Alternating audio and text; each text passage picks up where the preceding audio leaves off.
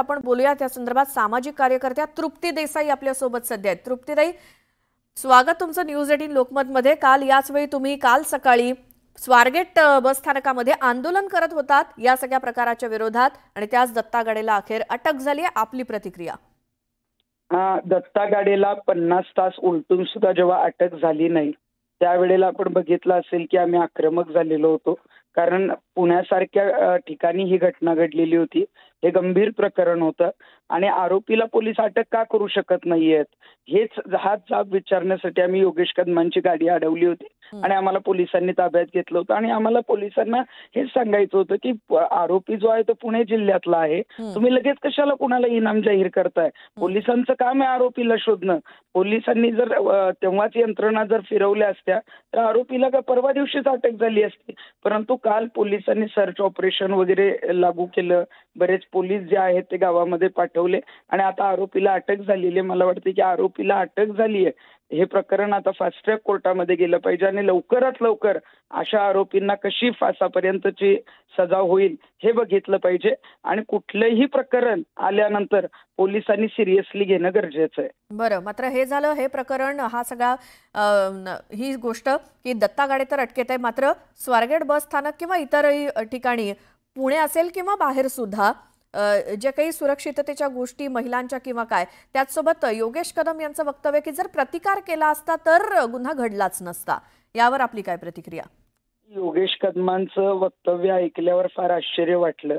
हे असंवेदनशील वक्तव्य आहे आणि आपण बघतोय की इतकी मोठी घटना घडली, त्या घटनेनंतर त्या मुलीने हिमतीने FIR सुद्धा दाखल केला आणि त्यानंतर तुम्ही म्हणताय की तिथे प्रतिकारच झाला नाही, आरडाओरडाच झाला नाही।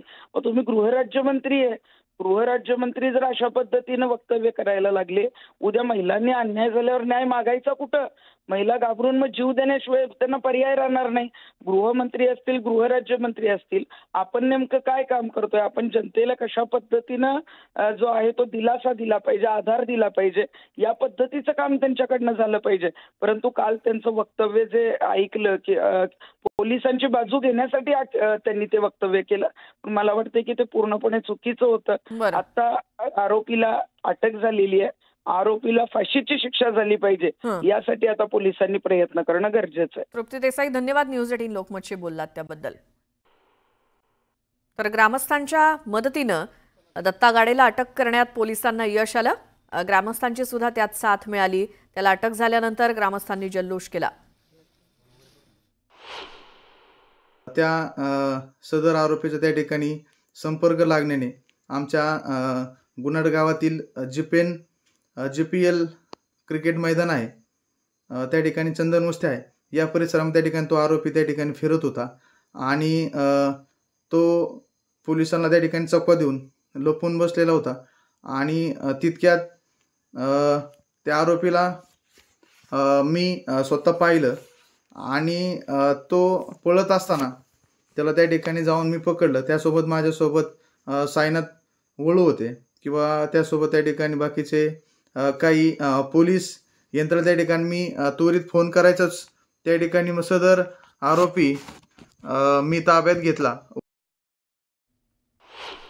तर या आरोपीला दत्ता गाडेला पकडण्यामधलं जे काही सर्च ऑपरेशन होतं पोलिसांकडनं गेल्या कित्येक तासांचं, काल रात्रभर आमचे प्रतिनिधी वैभव सोनावणे हे देखील त्या सर्च ऑपरेशनचे साक्षीदार आहेत। वैभव आपल्या सोबत आहेत। वैभव, कसं पकडलं आरोपीला?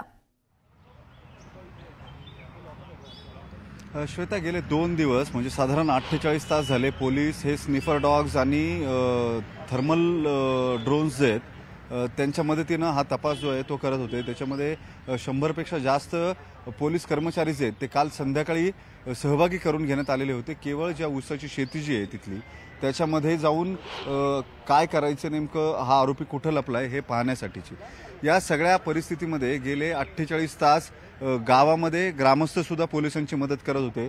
पुणे पोलिसांच्या गुन्हे शाखेची पथकं होती, स्वारगेट पोलीस ठाण्याची पथकं होती, अनेक ग्रामीण पोलिसांचं पथक होतं। अशी जवळपास 28 ते 30 पथकं जी आहेत ती या गावामध्ये होती आणि त्याचं कारण होतं परवाच्या दिवशी रात्री हा आरोपी जो आहे तो त्याच्या गावातल्याच या गुन्होट गावातल्याच त्याच्या नातेवाईक महिलेकडे आलेला होता पाणी पिण्यासाठी आणि तो तिथे येऊन पाणी पिऊन गेल्याची माहिती पोलिसांना मिळाल्यानंतर पोलिसांनी रात्रभर या थर्मल ड्रोन्स आणि स्निफर डॉग्सच्या मदतीनं ऊसाच्या शेतीमध्ये त्याचा शोध घ्यायचा प्रयत्न केला, मात्र तो रात्री मिळून आला नाही.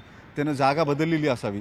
या सगळ्यानंतर काल दिवसभर पुन्हा पोलिसांनी सकाळपासून ड्रोन्स आणि या सगळ्याच्या मदतीनं सर्च जे आहे ते सुरू ठेवलेलं होतं, शोध जो आहे तो सुरू ठेवलेला होता. त्यानंतर दुपारून पोलीस हेडक्वार्टरचे जवळपास 100 कर्मचारी जे आहेत ते थेट शोधासाठी बोलावण्यात आले.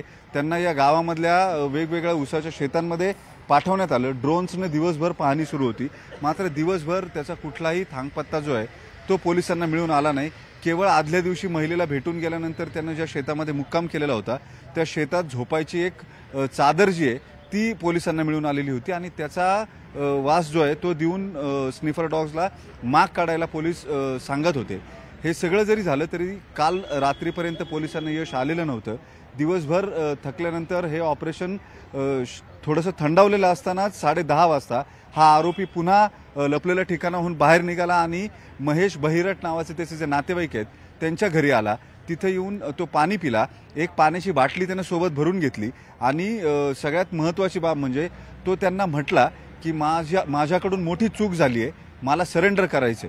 ही 2 वाक्य तो तिथून बोलल्यानंतर तो तिथून निघून गेला. मात्र त्याची मानसिकता त्यावेळेला काय होती याचा अंदाज पुरेपूर येतो.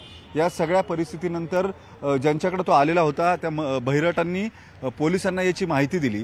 त्यानंतर पुन्हा पोलिसांनी सर्च जे आहे ते वेगामध्ये सुरू केलं. स्निफर डॉग्सला आणण्यात आलं. त्याच जवळपास परिसरामध्ये एक शर्ट जो आहे तो पोलिसांना मिळाला आणि तो त्याचा शर्ट होता, त्याने शर्ट सुद्धा बदललेला होता. त्याच्यामुळे त्या शर्टाचा वास दिल्यानंतर जो स्निफर डॉग आहे तो ज्या मार्गाने आलेला होता त्या मार्गावरती पोलिसांना घेऊन गेला. तिथं बराच वेळ पोलिसांचा शोध सुरू असताना त्याच वेळेला म्हणजे साधारण 1:10 आसपास या बहिरटांच्या घराच्या आसपासच्या परिसरामध्ये पोलिसांचा दुसऱ्या पथकांचा शोध सुरू होता, ज्याच्यामध्ये ग्रामस्थही सहभागी होते.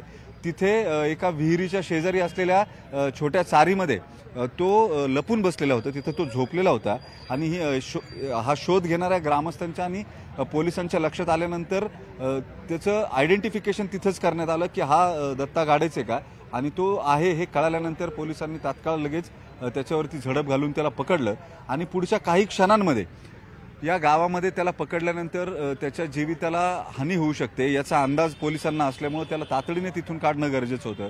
त्यामुळे पोलिसांनी स्वारगेट पोलिसांच्या टीमनं त्याला अत्यंत वेगाने या गावातून बाहेर काढलं आणि पुण्याच्या दिशेने ते निघालेले होते.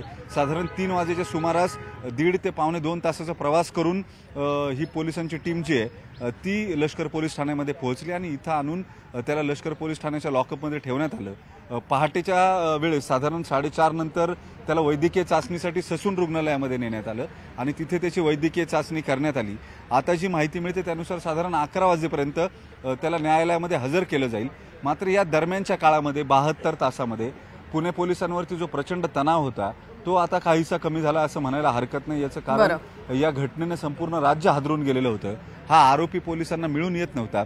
आता आरोपी मिळाल्यानंतर त्याच्या प्राथमिक चौकशीमध्ये काही गोष्टी ज्या समोर आल्या त्या अत्यंत धक्कादायक आहेत. हा आरोपी हा हॅबिच्युअल ऑफेंडर आहे, म्हणजे कायम अशा पद्धतीचे गुन्हे तो करत राहतो. सावजाच्या शोधामध्ये तो राहत असल्याची माहिती आपल्याला सूत्रांकडून मिळाली आहे. PMPMLचा पुण्यामध्ये 1 दिवसाचा फिरण्याचा पास जो मिळतो तो पास काढून तो रोज पुण्यामधले जे एसटी स्टँड आहे. बरोबर आहे वैभव, थोडक्यात काय तर हा सराईत गुन्हेगार आहे आणि या गुन्ह्यामध्ये मात्र तो आता पोलिसांच्या तावडीत अडकलाय.